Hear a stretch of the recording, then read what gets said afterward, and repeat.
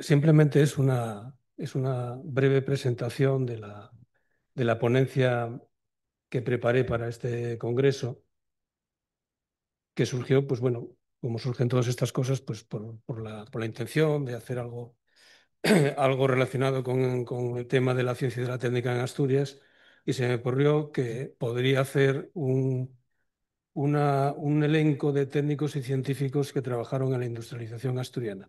La industrialización asturiana.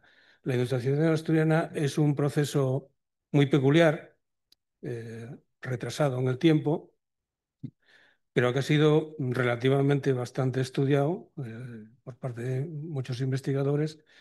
Y a mí me parecía que bueno, uno de los temas que se podría abordar sería precisamente la recopilación, porque no pretendía, ni mucho menos, ni pretendo hacer una biografía de todos estos personajes o de todas estas personas y todos estos técnicos y científicos, pero sí una recuperación, en primer lugar, una identificación de quiénes son todas esas personas que intervienen en la administración asturiana desde el punto de vista técnico y científico y, de alguna manera, recuperar esos personajes. Muchos de ellos, evidentemente, son muy conocidos, con lo cual no vamos a descubrir nada, pero probablemente haya muchos que todavía permanezcan en el olvido, que permanezcan pues sepultados entre la documentación y que fueron importantes también para la tal. Entonces, bueno, tampoco podemos hablar de esa palabra tan rimbombante como descubrimiento, pero sí yo insisto en el concepto de identificación, recuperación, rescate de todas las personas que participaron.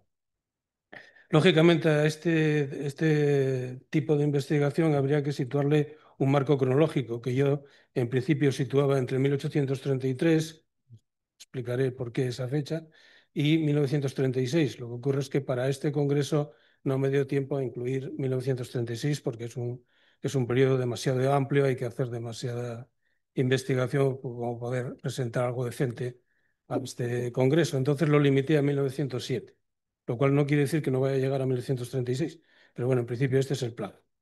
¿Por qué pongo esas dos fechas? Bueno, aparte de que existe una obra emblemática de la historia económica de Asturias escrita por Germán Ojeda, que investigó con profundidad la industrialización asturiana en el marco de la industrialización española, él sitúa su estudio entre estas dos fechas, 1833 y 1907.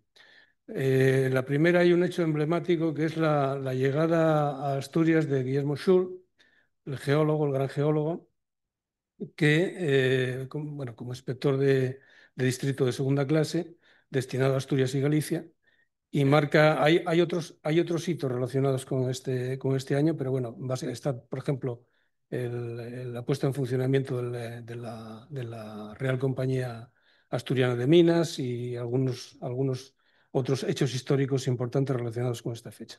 Y el cierre de ciclo en 1907 es porque, desde el punto de vista de la historia industrial de Asturias, ahí se cierra un ciclo precisamente de esa historia, ¿no? Es precisamente donde acaba el estudio de Ojeda y que de alguna manera determina el final de un ciclo industrial donde por decirlo así, la siderurgia asturiana tira la toalla frente a la industria vizcaína y definitivamente se cierra un proceso. Como decía, no se trata de un trabajo biográfico, lo que se va a publicar es como digamos, un primer avance de lo que será ese trabajo definitivo. No pretende ser un trabajo biográfico, porque evidentemente estaríamos hablando ahora mismo. Yo tengo un listado de 160 nombres. Lógicamente, si nos dedicáramos a hacer una biografía de cada una de esas personas, pues evidentemente eso sería otra cosa. Entonces, no se trata de eso. De lo que quiero analizar o de lo que quiero investigar es cuál era la formación de esas personas, que en muchos casos sabemos que eran extranjeros, qué trayectoria profesional siguieron, que es una trayectoria en muchos casos muy peculiar, porque hay personajes como Bertrand que llegan prácticamente como maestros siderúrgicos a Asturias de la mano del Orza y acaban siendo grandes empresarios. Las iniciativas que tuvieron en el terreno social, en el terreno político, etcétera, ¿no?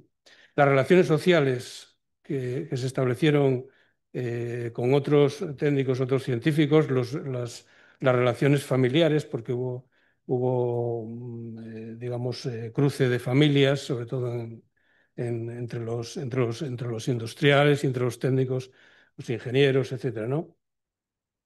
Por tanto, relaciones sociales, relaciones empresariales, relaciones profesionales, en fin, todo ese conglomerado de relaciones, estudiar un poco ese tema, ¿no? Lógicamente, yo no parto de cero, ni mucho menos. Aquí hay que rendir homenaje, por supuesto, a los que son investigadores de verdad, ¿no? Yo como soy un aficionado a ello, empezando por Johnny Nadal, siguiendo por Germán Ojeda, bueno, una cantidad muchos de ellos estáis presentes aquí, Faustino Suárez Antuña, Natalia Tilbe, Robé, el francés, no sé, son muchísimas, espero, como se dice siempre, me perdonáis si me olvido de alguien, miembro, por supuesto, Jorge Muñiz, de la Universidad de Oviedo y muchos más, ¿no? Todos ellos han trabajado en este tema, probablemente de una manera colateral o tangencial, en otros casos sí, directamente estudiando a esas personas. Entonces, por supuesto, mi agradecimiento y mi reconocimiento a toda esa labor sobre la cual yo ahora me baso en poder avanzar en este trabajo, ¿no?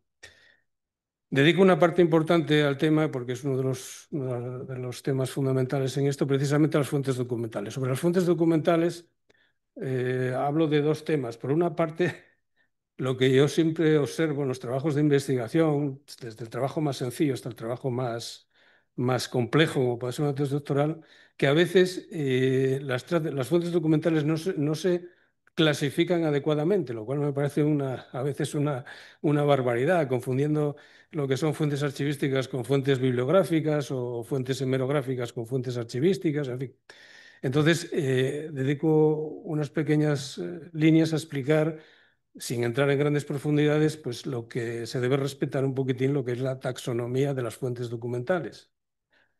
Eh, Lógicamente, para un trabajo de este tipo, nos estamos enfrentando a la consulta de fuentes documentales muy variadas, que incluyen no solamente, por supuesto, ni a Asturias, ni a España siquiera, sino a numerosos países europeos. Estamos hablando del Reino Unido, estamos hablando de Francia, estamos hablando de Bélgica, estamos hablando de Alemania, de Noruega, de Suecia, etcétera. Yo en este texto que presento al Congreso cito a las que hasta el momento he podido localizar, no solamente en Asturias, España, sino también fuera de España. Eh, pero bueno, no es un trabajo concluso, ni mucho menos. Hay muchas más fuentes que investigar y todos los investigadores normalmente acuden a cualquier tipo de fuente que les facilite información. Y así es, y así debe ser, pero las fuentes son lo que son, ¿no? No se debe de de sacar las fuentes de lo que realmente son. Curiosamente, en este campo, como bueno, también puede ocurrir en otros aspectos, tenemos fuentes incluso literarias. Es decir, yo me he encontrado con dos casos que son bien conocidos, donde son unas fuentes de primera línea sobre personajes de la industrialización asturiana.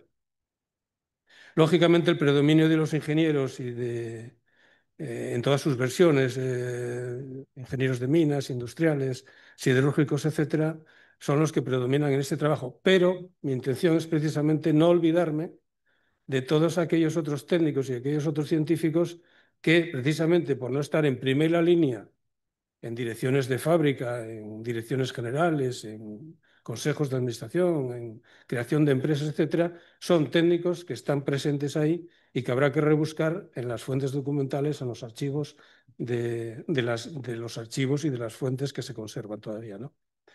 Bueno, la estructura del trabajo la he dividido en tres grandes apartados que no tienen mayor interés, simplemente siguen un poco el esquema de Ojeda.